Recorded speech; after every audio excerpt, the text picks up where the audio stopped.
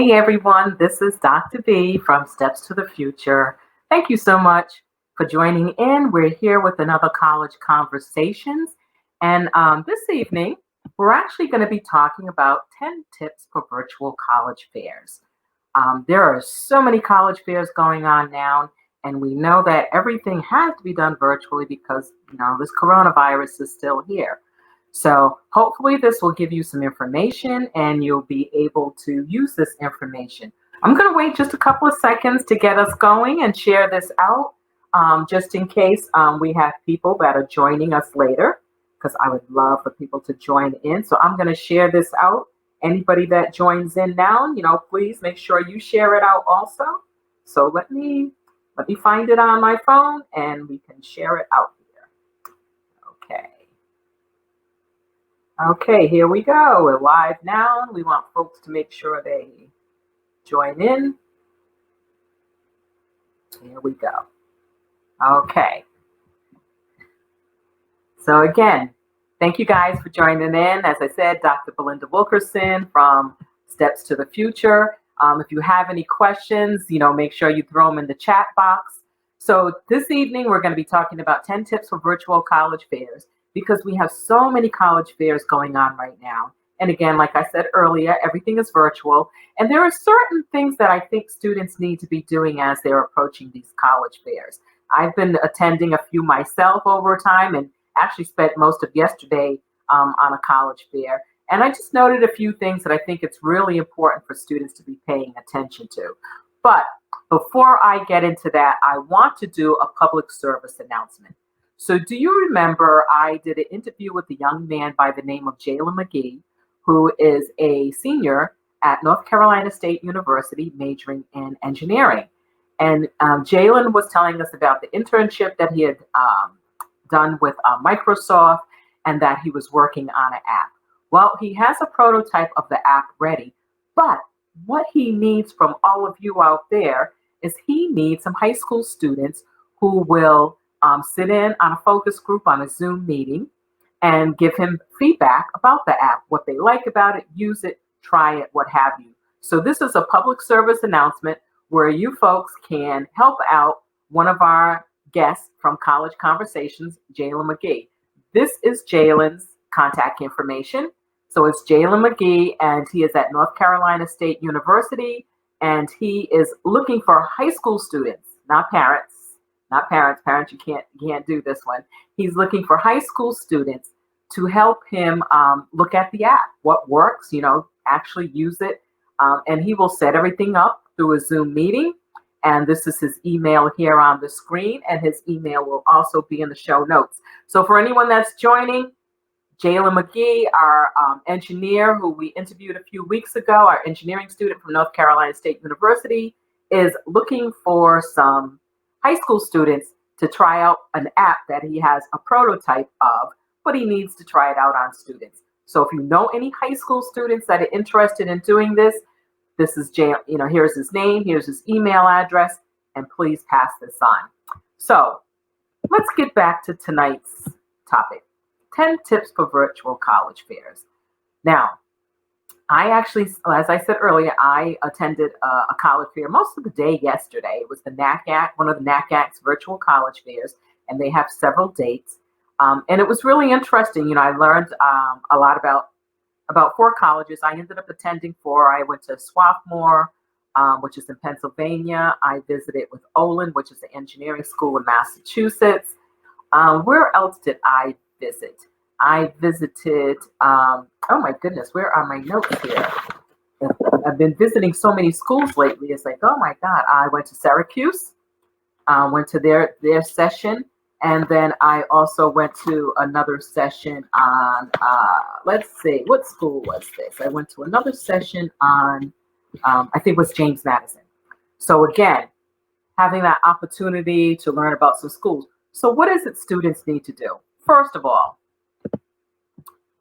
when you see a notice about a virtual college fair, the first thing students need to do is register.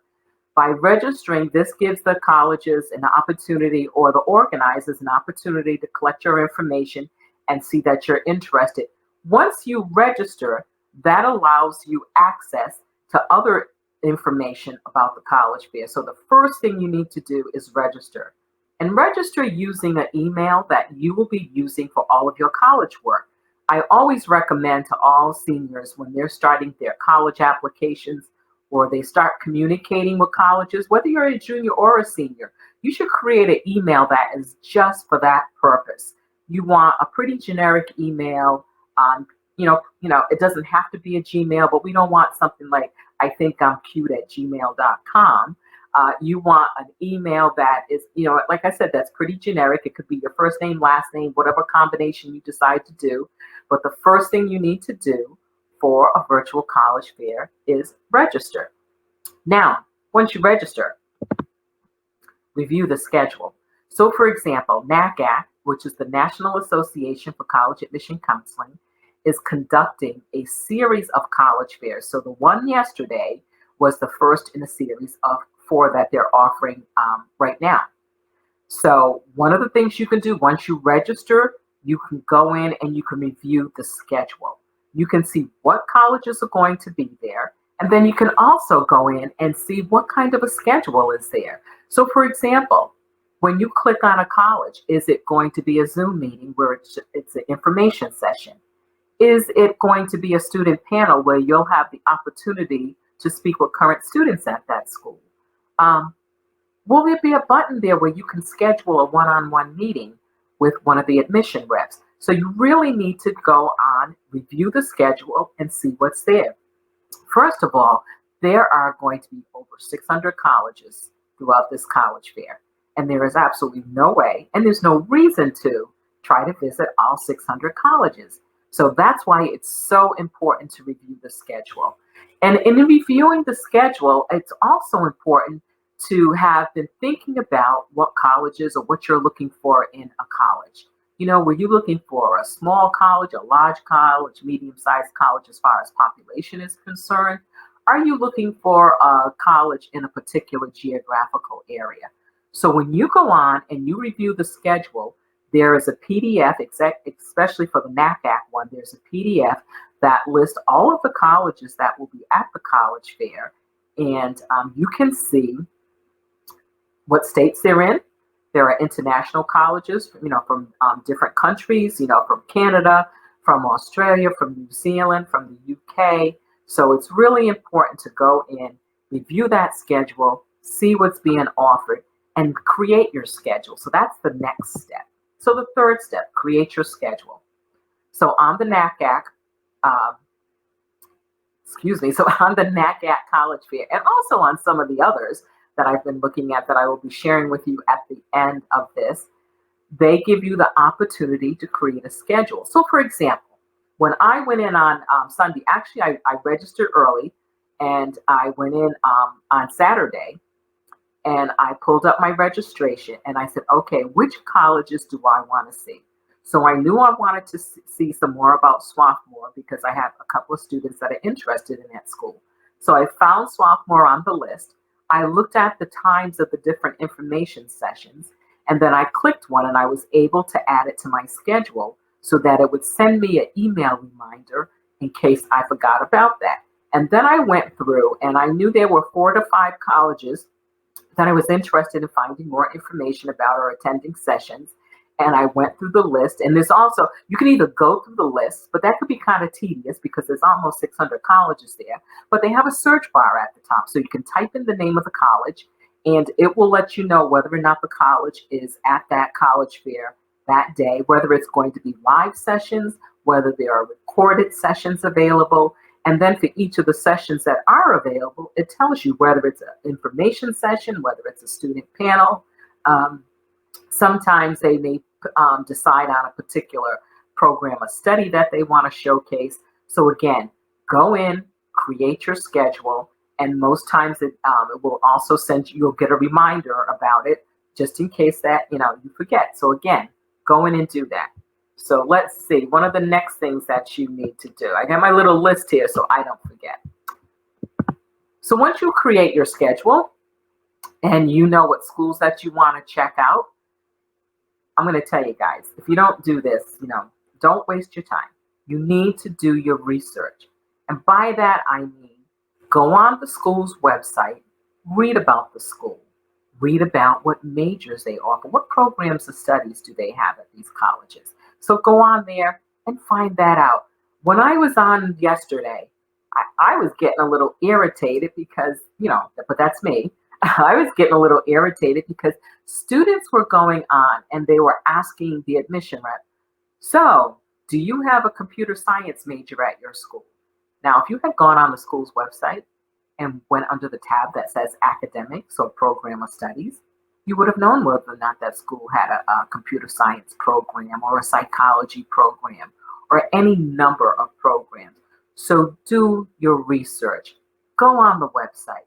Find out what the school offers. You can find out the cost of attendance. There's so much information that you can find if you research the school ahead of time. So I just ask you to do that because then it's a more valuable use of the admission counselor's time. Also, whoever's presenting, if it's one of the students. You want to know what clubs and organizations. That's all on the website. That's all on the website. So please make sure you do your research ahead of time. Whoops, I didn't want that one that fast. They're a little out of order here. Okay, here we go. Prepare questions. Think about what is it that you do want to ask them. You've done your research and you still have questions that you can't necessarily find the answer for because your questions may be a little bit more nuanced than what's on the website. So prepare a list of questions. So ahead of time, write down what questions you want to ask. Make sure you do that because you do want to be able to get the information that you need. I don't understand why people go on webinars or on a college fair or what have you and really don't bother to take notes. And then they're like, yeah, well, I spent some time there. This is your time. If you're going to be there, then make sure you get something out of it. Don't go there empty-handed. Come with those questions. Come ready to take some notes. Let's see. So you've got your questions ready. Okay. Here's a really pet peeve of mine. Be on time. Now, when you go and you look at the different sessions, if it says the session starts at 6 o'clock, or if it starts at 2 o'clock, whatever time it starts, try to log on like 5 to 10 minutes early, at least 5 minutes early. Because what's happening is that, we know everybody's on Zoom or some other meeting platform these days. And most of them have a component where there's a waiting room where people have to let you into the session. So that's going to take a little bit of time. So try to get there, a few minutes early so you will have time to do that. And also, if an admission session, information session is starting like at 6 o'clock and you don't come in until 6:10, then you've missed the first 10 minutes of the presentation. So you may end up asking questions that have already been answered in the presentation. So again, and it's just a matter of courtesy, be on time. The other thing about time is pay attention to the time zones. Now, everybody assumes that when they see a time that, it's in the time zone that they live in, but you really need to pay attention. Is it in Eastern Standard Time? Is it in Central Time? Is it in Pacific Time? Is it in Mountain Time? If it's international, is it in one of their time zones? So pay attention to the time zones so that you can convert it to your time zone. So make sure you do that because that is so, so important. So again, that's number 6. This one, okay, I got to give you a little story behind this one. So I think it's important, especially if it's an information session, that when you go in, that your audio is muted and that your video is off. Now, the reason for this is when everybody has their audio on, you get feedback. And then if there's noise in your house, if your dog is barking, if someone turns the television on, if the phone rings in the house, then everybody that's on the call hears it. It also, when you have everybody has their video on, it also affects the bandwidth. So things, may break up, things may be a little bit slow. So I would only have like your video on and your audio on when you're doing a one-on-one session, or if the person who was doing the presentation asks you to put it on. But most likely when you come into a session, you'll already be muted and your video may already be off. So I definitely would suggest that you do that. So this is what happened yesterday. So I was in a session yesterday from Swarthmore College. And just about everybody, I think there are only a couple of people that were unmuted, because you can tell when people are muted or unmuted because you can see the little symbol of their microphone. If it has a cross through it, it's muted. So there were a couple of people that were not muted.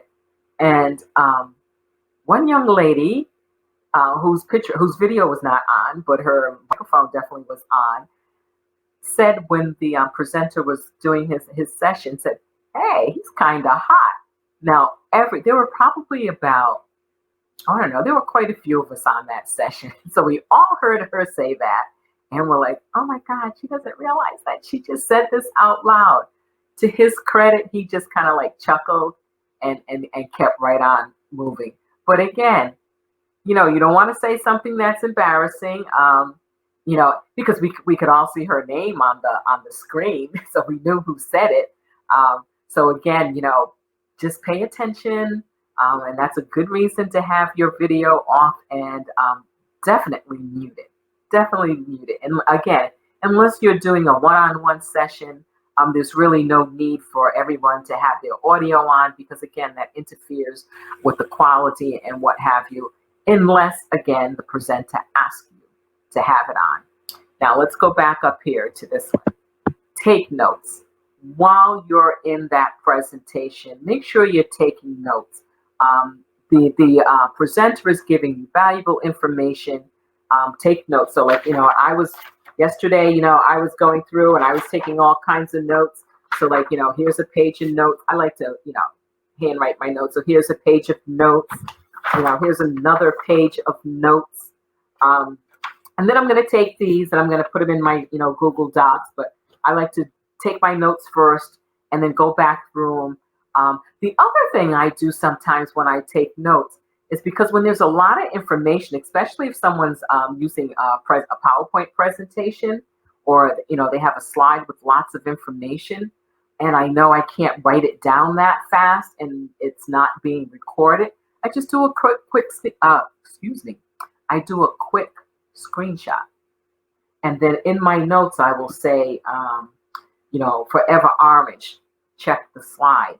So then I'll go back to my folder with all my screenshots and I'll find that slide that goes along with it. And then when I'm putting my notes in Google Docs, I also upload that picture so that I have it there.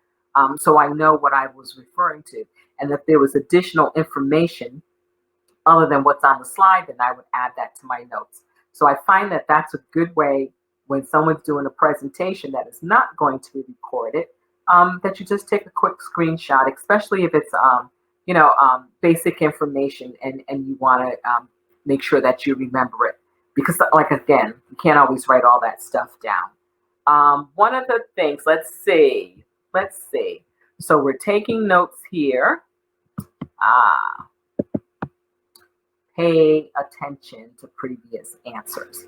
Now, as the person is doing their spiel, they're answering folks' questions. Sometimes people are putting questions in the chat section. Sometimes it's in the Q&A section. Sometimes the presenter will tell you that they will answer all questions at the end. So that's why it's important to pay attention to what they're saying. Because if they get all the way to the end and then you ask a question that's already been answered, and it's because you weren't paying attention that you didn't hear the answer, come on, guys.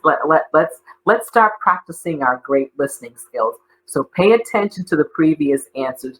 Sometimes I'm on these webinars or on a college fair, and you see the questions come up in the chat, and you see people asking the same question that someone just asked or the same question that someone just answered.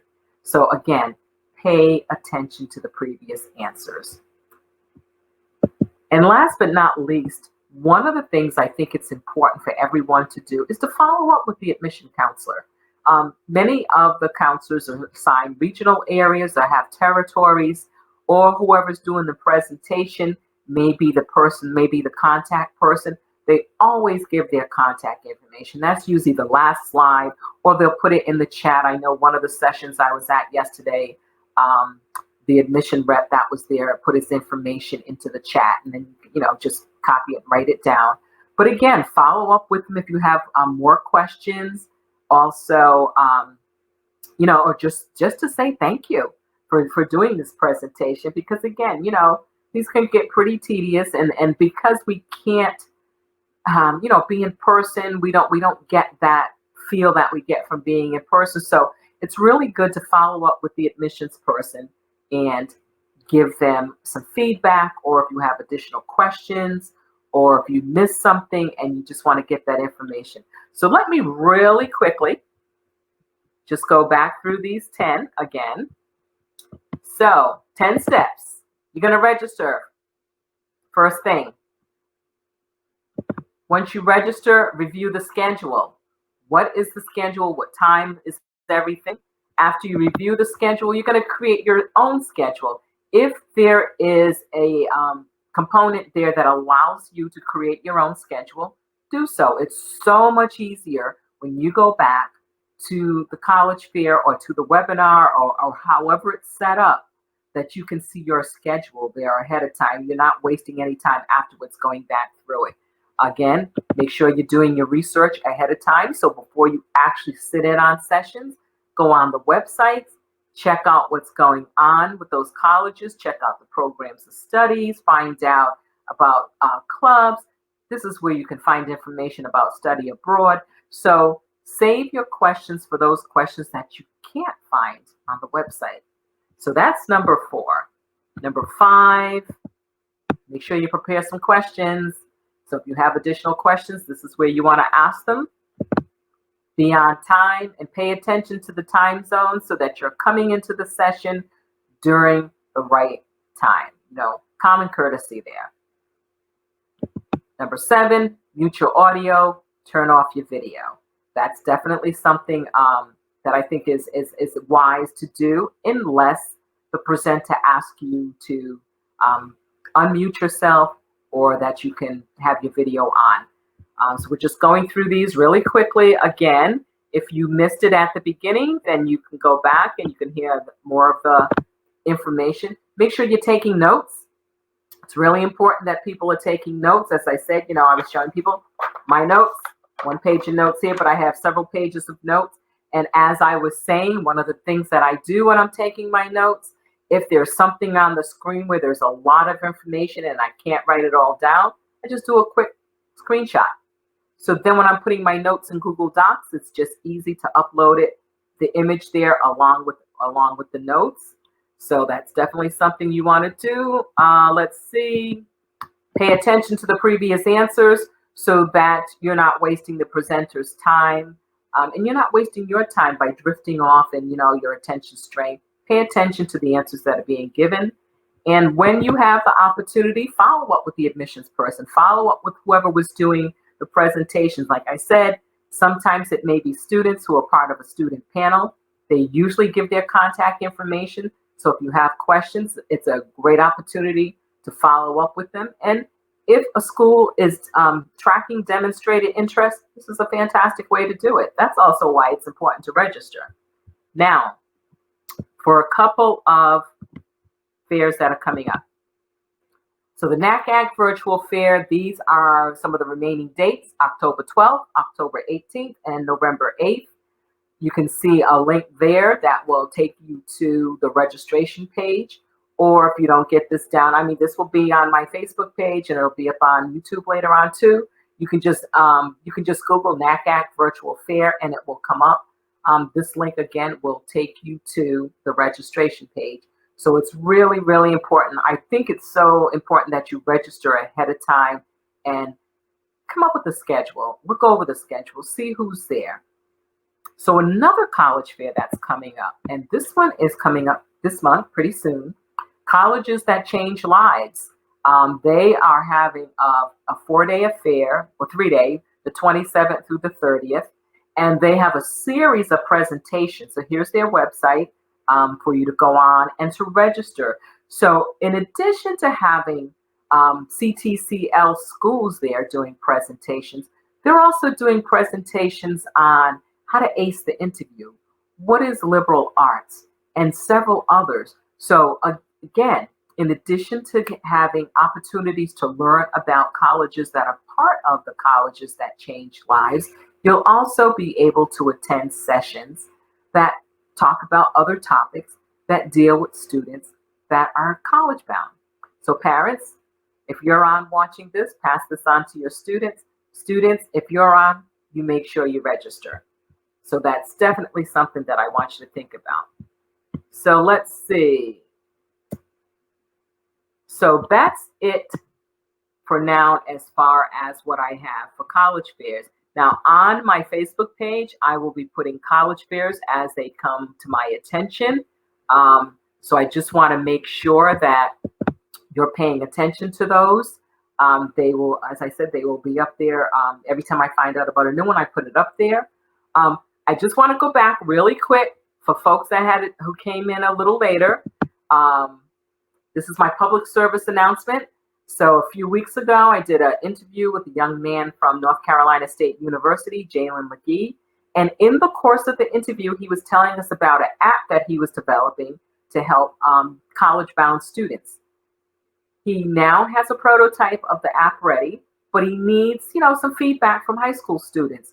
So if you know high school students who are interested in getting in on the ground on this project, there's Jalen's contact information. Just tell him that Dr. B told you to reach out to him, that you're interested in being part of a focus group and looking at his app for college planning. So please make sure you do that. Now, you guys know that I always like to talk about a book. So my book for today, where is it? I've got so many books on this desk that I can just about find them.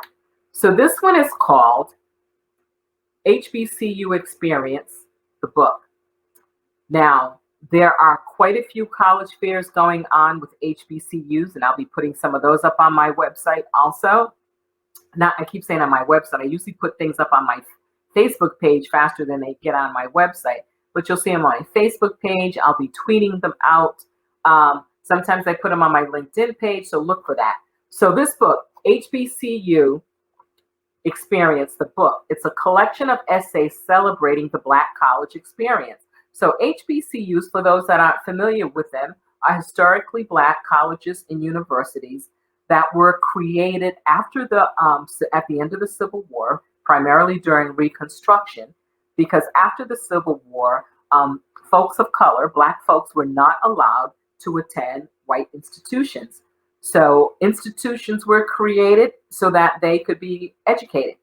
So this book actually gives, a series of essays of people who are graduates of HBCUs, just telling their story about why going to an HBCU was important to them and why it's still relevant. So you will find essays in this book from Central State University, Cheney University of Pennsylvania, Claflin, Fisk, Florida A&M, Hampton, Howard, Jackson State, North Carolina Central, Morgan State, Morehouse, Spelman, Tennessee State, Texas Southern, Virginia State, and Winston-Salem State University. So if any of those HBCUs are of interest to you, and you just want to know a little bit more about what it was like for somebody that did attend one of those schools, here's the book, HBCU Experience, the book. So check that out. So again, folks, make sure you're going to those college fairs. Make sure you're getting that information. As of now, I don't see any questions from anyone. So again, if you have any questions, let me know. You could always, throw it there in the comment section. So I don't see any comments. So I guess we're all good. So make sure that you're getting this information out. Make sure you're sharing this video, because it's really important that when people attend these virtual college fairs, that they're getting the most out of them. It really doesn't make sense to spend your time at a college fair and you're not using your time wisely.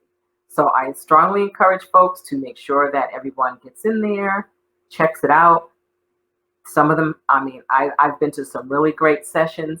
So again, thank you so much, folks, for joining in this evening.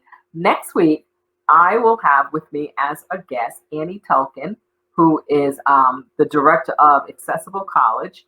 which is an organization where she works with students who have health conditions, chronic health conditions, and their transition to college. So this is a really important topic, and especially now, when everything is just so different, as far as transitioning to college this year, and probably next year. So again, I'd love to see you next Monday evening and join my guest, Annie Tolkien, and we will see you next Monday at 7 p.m. for another College Conversations. This is Dr. B from Steps to the Future. Take care and have a fantastic evening.